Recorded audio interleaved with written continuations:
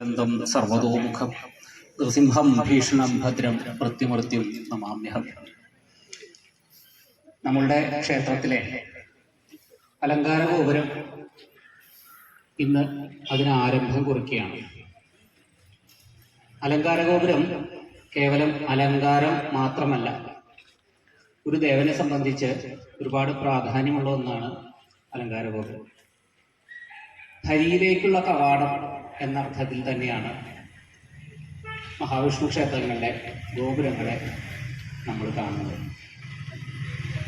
ഹിമാലയത്തിൽ അനവധി വിഷ്ണു ചൈതന്യം നിറഞ്ഞ